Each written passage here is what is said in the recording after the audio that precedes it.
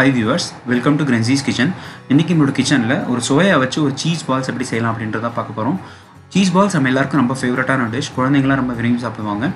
இந்த சீஸ் பால்ஸை நம்ம வழக்கமாக உருளைக்கிழங்கு வச்சு மட்டும் தான் செய்வோம். பட் ஒரு ப்ரோட்டீன் ரிச் நியூட்ரிட்டிவ் வேல்யூ உள்ள ஒரு சோயா வச்சு இந்த சீஸ் பால்ஸ் எப்படி செய்யலாம் அப்படின்றது தான் நம்ம இந்த வீடியோவில் பார்க்க போகிறோம்.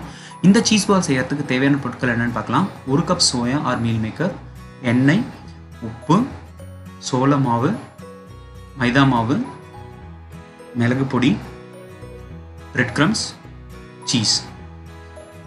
ஸோ இப்போ இந்த சோயாவை பார்த்தீங்கன்னா நான் வந்து ஒரு நல்ல வெந்நீர் வச்சு அதில் ஒரு அரை மணி நேரம் இந்த சோயாவை ஊற வச்சுருக்கேன். இது நல்லா ஊறி நம்மளுக்கு ஸ்பாஞ்சியான ஒரு சோயா கிடைக்கும். கொஞ்சம் அதிகமாக ஒரு 2 மடங்கு ஊறியும் பெருசாகவும் ஆகும். இப்போ பார்த்தீங்கன்னா இது நல்லா ஊறி இருக்க ½ hour நல்லா ஸ்பாஞ்சி ஆகிடுச்சு பாருங்கள். இந்த சோயாவை தான், இந்த ஊற வச்ச இந்த சோயாவை போட்டு தான் நம்ம பேஸ் ப்ரிப்பேர் பண்ண போகிறோம். ஸோ இந்த எக்ஸஸாக இருக்க தண்ணியை நம்ம வடிகட்டிட்டு இதில் இருக்க மீதி தண்ணி நம்ம புழிஞ்சு எடுத்துக்க போகிறோம். ஏன்னா இந்த சோயா நிறைய தண்ணி இருந்துச்சுன்னா நம்மளுக்கு மாவு சுவாகியாகிடும், நம்மளுக்கு பொரிக்க வராது. அதனால் எவ்வளோ முடியுமோ அவ்வளோ தண்ணியை நம்ம வடிகட்டி எடுத்துடணும். கொஞ்சம் கூட தண்ணி இல்லாமல், ஏன்னா அது ஏற்கனவே ஊறி இருக்குது, அதில் இருக்க தண்ணி மட்டுமே போதுமானது நம்மளுக்கு. இதில் இருக்க எக்ஸஸ் வாட்டரை ரிமூவ் பண்ணிவிட்டு இந்த மாதிரி மிக்சியில் நல்லா போட்டு நம்ம பூ மாதிரி நல்லா க்ரஷ் பண்ணி வச்சுக்க போகிறோம். இதுதான் நம்மளுக்கு சீஸ் பால் செய்கிறதுக்கான பேஸ். ஸோ இப்போ இந்த மாவில் நம்ம வந்து ஒரு சீஸ் எடுத்து போட்டு பிரித்து இதை போட்டு பிசைஞ்சிக்க போகிறோம். இந்த சீஸ் பால்ஸில் நீங்கள் சீஸ் க்யூப்ஸ் இருந்தால் அதையும் நீங்கள் ஆட் பண்ணிக்கலாம். நான் இன்றைக்கி ஸ்லைஸ் சீஸ் ஆட் பண்ணுறேன். இந்த டிஷ்க்கு தேவையான உப்பு ஆட் பண்ணிக்கிறோம். இந்த உப்பு கூட நம்மளுக்கு இந்த டிஷ்க்கு தேவையான மிளகு பொடியும் போட்டுக்க போகிறோம். ஸோ இந்த மிளகு பொடி காரம் வந்து உங்கள் காரத்துக்கு தகுந்த மாதிரி போட்டுக்கலாம். உங்களுக்கு வேணும்னா மிளகா பொடியும் போட்டுக்கலாம். பட் மிளகு பொடி போட்டு ட்ரை பண்ணி பார்த்தது ரொம்ப நல்லா வந்தது மிளகா பொடியோட. அதனால் நான் மிளகு பொடி பண்ணதை வச்சுக்கொண்டதை காமிக்கிறேன். இதில் இன்னொரு ஸ்லைஸ் க்யூபும் போட்டு நான் மிக்ஸ் பண்ணிக்கிறேன். ஏன்னா நம்மளுக்கு இந்த மாவு அழகாக உருண்டை பிடிக்கிற அளவு கன்சிஸ்டன்சி வரணும். அதனால் நீங்கள் எந்த அளவுக்கு தண்ணியை வடிகட்டி எடுக்கிறீங்களோ, புழிஞ்சு எடுக்கிறீங்களோ அந்த அளவுக்கு இது நல்லாயிருக்கும். இல்லைனா உங்களுக்கு சீஸ் ஜாஸ்தி போட்டிங்கன்னா உங்களுக்கு கொலன்னு ஆகிடும். அதனால் உங்களுக்கு இந்த மாதிரி உருண்டை பிடிக்க வராது. அதனால் தண்ணி நல்லா புழிஞ்சிட்டு அதுக்கப்புறமா இது பண்ணிக்கோங்க. அதனால தான் நான் இன்னொரு எக்ஸ்ட்ரா சீஸை வந்து கடைசியாக போட்டேன், முதலே போடாமல். ஏன்னா மாவு எந்த அளவுக்கு கெட்டியாக இருக்க ஆகணும் அப்படின்றத பார்த்துருக்கு ஏற்ற மாதிரி. ஸோ இந்த மாதிரி சின்ன சின்ன பால்ஸை நம்ம உருட்டி வச்சுக்கலாம். இதுவும் நம்ம பெரிய பால்ஸாக உருட்டினா உள்ளே வேகாமல் போக சான்ஸ் இருக்குது. அதனால் சின்ன பால்ஸ் உருட்டி எடுத்துக்கணும். இப்போ பைண்டிங்க்கு ப்ரிப்பேர் பண்ணிக்கணும். ஒரு மிக்சிங் பவுலில் 2 ஸ்பூன் மைதா மாவும் 1 ஸ்பூன் கார்ன்ஃப்ளவர், இந்த ரெண்டும் இந்த ப்ரொப்போர்ஷன் நான் வந்து 2:1 எடுத்திருக்கேன். அதில் கொஞ்சமாக தண்ணி விட்டு இதை நல்லா மிக்ஸ் பண்ணிக்கணும். எப்பயுமே நம்ம மிக்ஸ் பண்ணுற மாதிரி தான், கொஞ்சமாக தண்ணி விட்டு லம்ஸ் இல்லாமல் மிக்ஸ் பண்ணிக்கணும். எல்லா தண்ணியும் விட்டோம்னா கட்டி ஆகிடும். அதனால் கொஞ்சமாக தண்ணி விட்டு ஃபஸ்ட்டு லம்ஸ் இல்லாமல் கட்டி இல்லாமல் நல்லா மிக்ஸ் பண்ணிவிட்டு அதுக்கப்புறமா இதை டைலூட் பண்ணிக்கணும். ஸோ இது தண்ணி, இந்த மாவோட பைண்டிங் ஏஜென்ட்டோட கன்சிஸ்டன்சியும் ரொம்ப முக்கியங்க. இது ரொம்ப கெட்டியாக இருந்தாலும் போண்டா மாதிரி ஆகிடும், ரொம்ப தண்ணியாக இருந்தாலும் உங்களுக்கு பைண்டே ஆகாமல் உடஞ்சிறதுக்கு சான்ஸ் இருக்குது. அதனால் இது தண்ணி வந்து அளவு ரொம்ப முக்கியம். இது அளவு கன்சிஸ்டன்சி எப்படின்னா, இங்கே பாருங்கள், கையில் எடுத்திங்கன்னா லைட்டாக ஒட்டும், ஆனால் ஃபுல்லாக கீழே ஒழுகிடும்.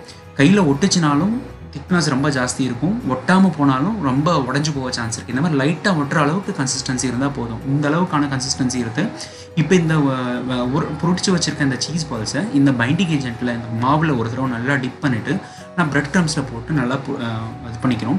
இந்த பிரெட் க்ரம்ஸ் நீங்கள் வீட்டிலே செய்யலாம், ரொம்ப ஈஸி. இல்லை கடையில் வாங்குறதாலும் வாங்கிக்கலாம். நான் வீட்டில் தான் செஞ்சேன். வீட் பிரெட் எடுத்து அப்படியே டவாவில் போட்டு வாட்டிட்டு மிக்சியில் அரைச்சி வச்சுருக்கேன்.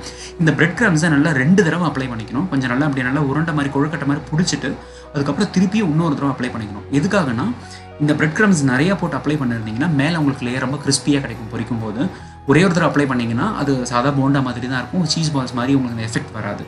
ஸோ அதனால் ஒரு தடவைக்கு 2 தடவை லைட்டாக அப்படி பிடிச்சி விட்டு கொஞ்சம் பிரெட் க்ரம்ஸ் நல்லா டிப் பண்ணி நல்லா ஃபுல்லாக மேல் லேயர் பூரா வர மாதிரி வச்சுக்கணும். இதை இந்த மாதிரி பண்ணிவிட்டு உடனே நம்ம பொரிக்கக்கூடாதுங்க. இதில் ஒரு சின்ன டெக்னிக் இருக்குது. இந்த பிரெட் க்ரம்ஸ் ரோல் பண்ண இந்த சீஸ் பால்ஸை நம்ம ஒரு 15 minutes ஃப்ரீஸ் பண்ணணும். அப்போ தான் இந்த சீஸ் பால்ஸ் நல்லா ட்ரை ஆகும். போட்டு பொரிக்கும் போது உங்களுக்கு உடையாமல் டிஸ்இன்டகிரேட் ஆகாமல் இருக்கும். இப்போ பாருங்கள், நான் ஒரு 15 நிமிஷம் ஃப்ரீஸ் பண்ணி வச்சுருக்கேன். அதை எடுத்து காமிக்கிறேன். எவ்வளோ ட்ரையாக இருக்குது பாருங்கள். கொஞ்சம் கூட மாய்ஸ்சரே இல்லாமல் நல்லா ட்ரை ஆகிடுச்சு. இப்போ இந்த சீஸ் பால்ஸ் பொரிச்சிங்கன்னா ரொம்பவே நல்லா வரும், உடையாமல் வரும், கரெக்டான கன்சிஸ்டன்சியில் உங்களுக்கு வரும். ஸோ இப்போ எண்ணெய் நல்லா ஹீட் பண்ணியிருக்கேன். நான் டீப் ஃப்ரை பண்ண போகிறோம், அதனால் நல்லா ஹீட் பண்ணியிருக்கேன். ஃபுல்லாக ஹீட் ஆனதுக்கப்புறமா நீங்கள் பொரிக்கும் போது ஷிம் பண்ணிவிட்டு நீங்கள் பொரிக்கணும். இங்கே பாருங்கள், சீஸ் பால்ஸ் போட்டு நம்ம பொரிக்க ஆரம்பிக்கிறோம். இது வந்து உங்களுக்கு ஒரு 1 to 2 minutes உங்களுக்கு இது பொரிஞ்சிடும். நல்லா மேலே ப்ரௌன் கலரில் வந்துடும். அதனால் நீங்கள் வந்து மேலே லைட்டாக எண்ணெயை போட்டு நல்லா இந்த மாதிரி நீங்கள் பொரிச்சு எடுத்துக்கலாம். ஷிம்மில் வைக்கணும், இல்லைனா வந்து மேலே உண்டி கருப்பாகிடும், இல்லை ப்ரௌன் ஆகிடும், உள்ளே வேகாமல் போயிடும். அதனால் ஈவனாக வேகணும்னா கொஞ்சம் ஓரளவுக்கு மிதமான தீயில் வச்சு நீங்கள் பொரிச்சிக்கலாம். இங்கே பாருங்கள் எவ்வளோ ப்ரௌனாக அழகாக சீஸ் பால்ஸ் ரெடியாக வருது பாருங்கள், பொரிஞ்சு வருது. இது பார்த்தீங்கன்னா மேலே நல்லா அந்த பிரெட் க்ரம்ஸ் 2 தடவை நம்ம போட்டு லேயர் போட்டு இது பண்ணுறதுனால மேலே ரொம்ப கிறிஸ்பியாக இருக்கும், உள்ளே நல்லா சாஃப்டாக இருக்கும், சீஸியாகவும் இருக்கும். ஸோ இப்போ பாருங்கள், இந்த மாதிரி அழகாக பொன்னிறமான சீஸ் பால்ஸ் நம்மளுக்கு தயாராகிடுச்சு. இதை எடுத்து நம்ம சர்வ் பண்ணிக்கலாம். ஸோ இந்த சீஸ் பால்ஸ் வந்து வழக்கமான உருளைக்கிழங்கு வச்சு செய்யும்போது உங்களுக்கு வெறுமனே கார்போஹைட்ரேட்ஸ் மட்டும்தான் இருக்கும். பட் இந்த மாதிரி சோயா கலந்து கொடுத்தீங்கன்னா உங்களுக்கு ப்ரோட்டீன் ரிச்சாக இருக்கும், குழந்தைங்களுக்கு நியூட்ரிஷன் வேல்யூ ஆட் ஆகும். ஸோ இப்போ பாருங்கள், இந்த சோயா சீஸ் பால்ஸ் ரெடி ஆகிடுச்சு. ஸோ இதை நான் ஒன்று எடுத்து உங்களுக்கு காமிக்கிறேன். எவ்வளோ ட்ரையாக இருக்குது பாருங்கள், மேலே எண்ணெயெல்லாம் ஒட்டுற மாதிரி இருக்காது. இங்கே பாருங்கள் எவ்வளோ ட்ரையாக இருக்குது பாருங்கள், கிறிஸ்பியாக இருக்குது, பார்த்தாலே உங்களுக்கு தெரியுது. ஸோ உங்களுக்கு அந்த பைண்டிங் ஏஜென்ட்டும் சரி, அந்த பைண்டிங் மாவும் சரி, இந்த பிரெட் க்ரம்ஸும் எந்த அளவுக்கு நீங்கள் கரெக்டாக பண்ணுறீங்களோ அப்போ தான் உங்களுக்கு இந்த மேலே கிறிஸ்பியாகவும் உள்ளே எவ்வளோ சீஸியாக இருக்குது பாருங்கள். நான் உடச்சி காமிக்கிறேன். உள்ள ஜூஸியாக இருக்கும் அந்த சீஸ்னால, ப்ளஸ் உள்ள சாஃப்டாக இருக்கும் அந்த சோயா லேயர், மேலே ரொம்ப கிறிஸ்பியாக இருக்கும். ஸோ இந்த சீஸ் பால்ஸை குழந்தைங்க ரொம்ப விரும்பி சாப்பிடுவாங்க. இதை பார்த்தீங்கன்னா நீங்கள் வந்து இதை சாஸ் தொட்டும் சாப்பிட்லாம், இல்லைனா நீங்கள் மைனஸ் வச்சும் சர்வ் பண்ணலாம்.